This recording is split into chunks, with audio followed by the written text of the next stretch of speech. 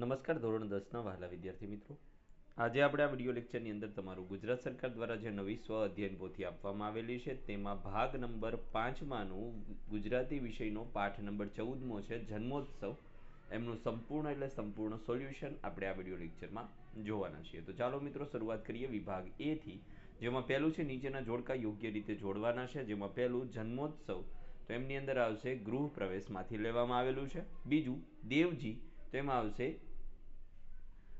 ગાંડીથામાં માણકી તારા નંદકુંવરને કોઈ ચોરી નથી ગયું.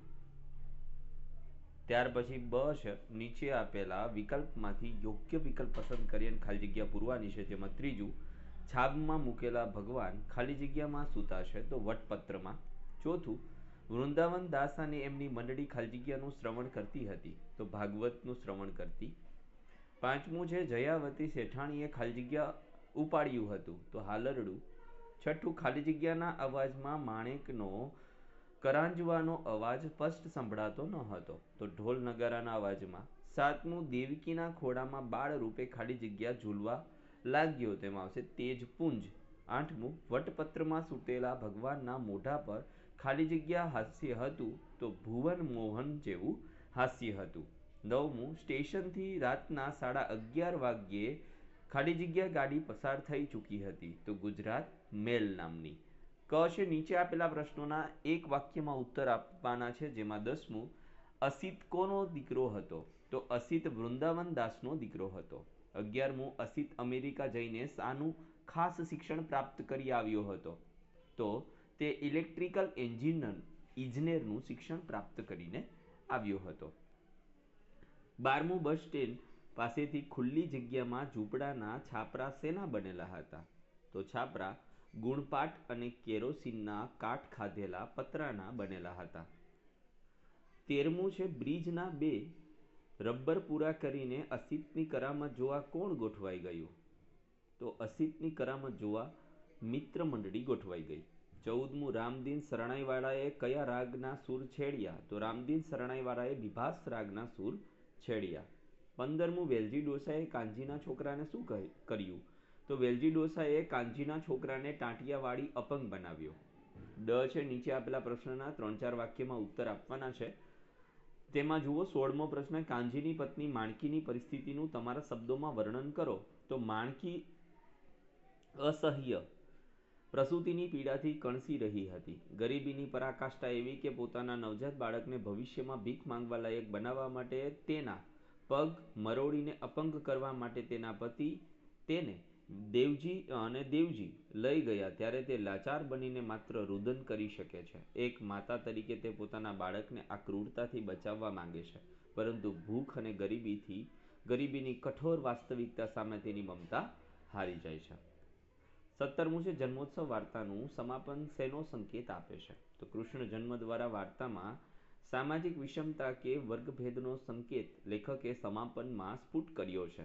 બપોરના ધોમધખતા તાપમાં માણેક એના આંધળા પતિ સાથે પતરાની નાનકડી ગાડીમાં પાંગડા દીકરાને બેસાડીને રસ્તા પર ભીખ માંગે છે, જે તેમની લાચારી છે. જ્યારે ભગવાન શ્રી કૃષ્ણ મથુરાના રાજા થતા સૌ સુખી છે.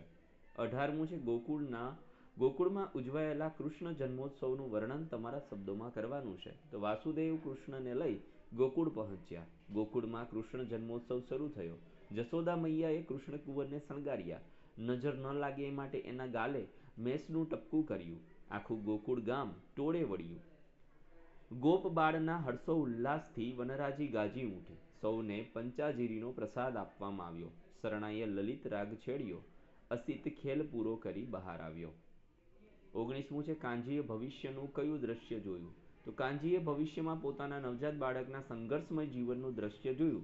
કાંજી જાણે છે કે ગરીબી અને સામાજિક અસમાનતાને કારણે તેમના બાળકનું જીવન મુશ્કેલીઓથી ભરેલું હશે. આ દ્રશ્ય પિતાની વ્યથા અને ગરીબીની કઠોર વાસ્તવિકતા દર્શાવે છે.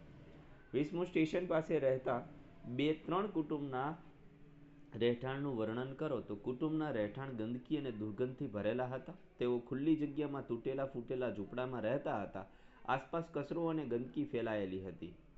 આવું વર્ણન તેમની ગરીબી અને નબળી જીવનશૈલી દર્શાવે છે. આ સ્થળ ધાર્મિક ઉત્સવના આનંદમય વાતાવરણથી તદ્દન વિપરીત હતું. 21મો છે ઘડિયાળના બે કાંટા ભેગા થતા સાથે શું શું થયું?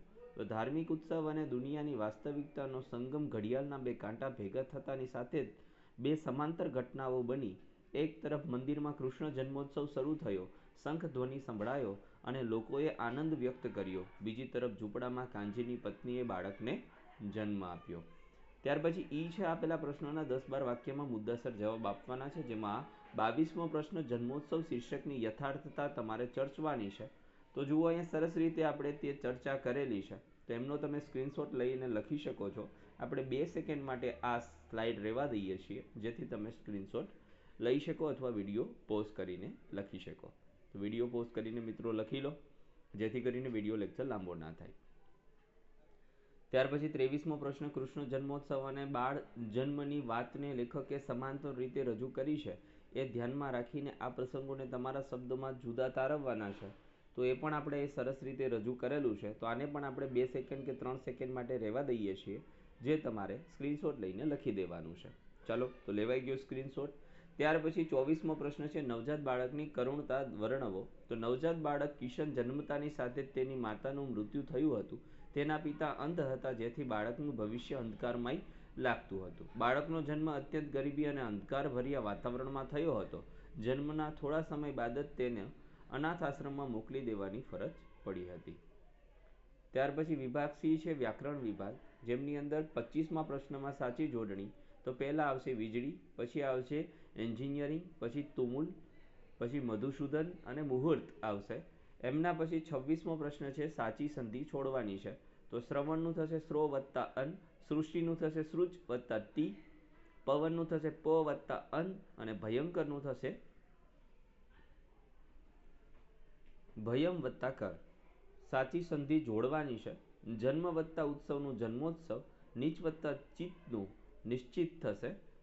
27મું છે સમાસ, કોષમાંથી શોધીને લખવાનો છે. તો ગોકુળનું થશે તત્પુરુષ, 3-4નું થશે દ્વંદ્વ સમાસ, જશોદાનું થશે બહુવ્રીહી, કૃષ્ણ જન્મનું થશે તત્પુરુષ સમાસ, ભયંકરનું થશે ઉપપદ અને અશ્રુધારાનું થશે તત્પુરુષ.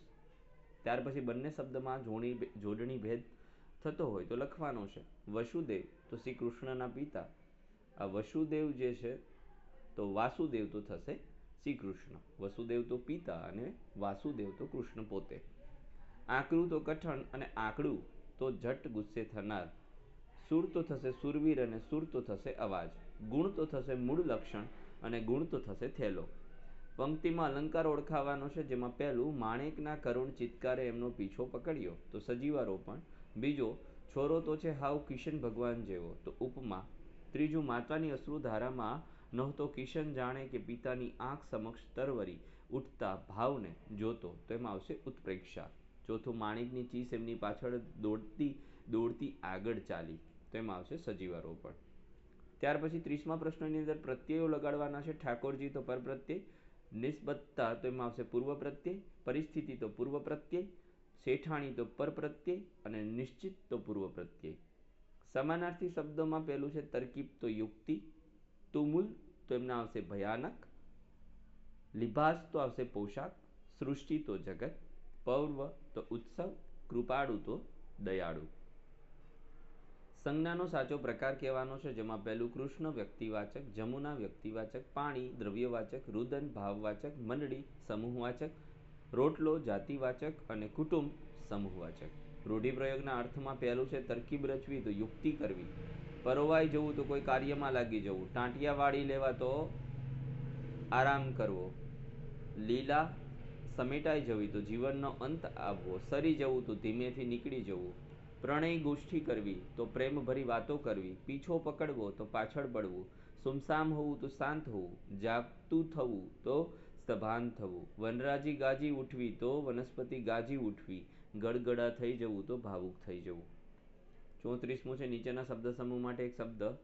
આંસુઓની ધારા તો અશ્રુધારા, આંખ આગળ ખડું થઈ જનાર તો નજરકેદ, એક જાતનો ક્ષાર તો ખારો, દમના રોગથી પીડાતો વ્યક્તિ દમગ્રસ્ત, વહેલી સવારે ગવાતો એક રાગ ભૈરવી, પ્રેમનો વાર્તાલાપ તો પ્રણય વાર્તા, જન્મદિવસ પ્રસંગે ઉજવાતું પર્વ જન્મ જયંતિ, વૃક્ષોની હારમાળા વનરાજી, બાળકને સુવડાવવા માટે ગાવામાં આવતું ગીત હાલરડું, વ્યંગમાં બોલવું કે કહેવું તો કટાક્ષ. વિરોધી શબ્દ છે ધ્યાન તો બેધ્યાન, આનંદ તો શોક, અંધાર તો અંજવાળું, રુદન તો હાસ્ય, અનુભવી તો બિન અનુભવી, નિશ્ચિત તો અનિશ્ચિત, ઉષા તો નિશા અને તુમુલ તો શાંત થશે. વાક્ય મુજબ જવાબો આપવાના છે, વાક્ય બનાવવાના છે. જેમાં પહેલું, વિશાખા અને ધનંજય વાર્તાલાપ કરી રહ્યા હતા, તો કર્મણી વાક્ય બને વિશાખા અને ધનંજય દ્વારા વાર્તાલાપ કરાઈ રહ્યો હતો. બીજામાં કર્તરી છે તો પ્રેક્ષકો ઊભા થયા. ત્રીજામાં કર્મણી તો જયાવતી શેઠાણીથી હાલરડું ઉપાડાયું. ચોથું છે કર્તરી તો અશિતે ભારે કરામત કરી હતી. અને પાંચમું છે કર્મણી તો જશોદા મૈયાથી કૃષ્ણ કુંવરને શણગારાયા છે. શિષ્ટ રૂપમાં થયો તો થયો, મેલો તો મેળો, ભાડ તો ખબર, કુણ તો કોણ, ઈમા તો એમાં, બચાડી તો બિચારી, સાંભળે તો સાંભળે, હારે તો સાથે, ભાડિયું તો જોયું, હોનાના તો સોનાના, ભઈ તો ભાઈ, હાવ તો સાવ અને ડોહા તો ઘરડા. વિશેષણ શોધવાનું છે. મારા તો સર્વનામિક, 11:30 તો સમયવાચક, ફગ ફગિયો તો ગુણવાચક, હોનાના તો દ્રવ્યવાચક, આંધળો ગુણવાચક, અડધો કલાક સમયવાચક. ત્યાર પછી નીચેના ક્રિયા વિશેષણની વાત કરીએ તો હવે સમયવાચક, નજીક સ્થળવાચક, ખોડામાં સ્થળવાચક, ઉપલા માળે સ્થળવાચક, પાછળ સ્થળવાચક. ત્યાર પછી ધ્વનિ છૂટા પાડવાના છે, જેમાં 3 મેં પાડીને આપેલા છે, 3 તમારે હોમવર્કમાં છૂટા પાડવાના છે.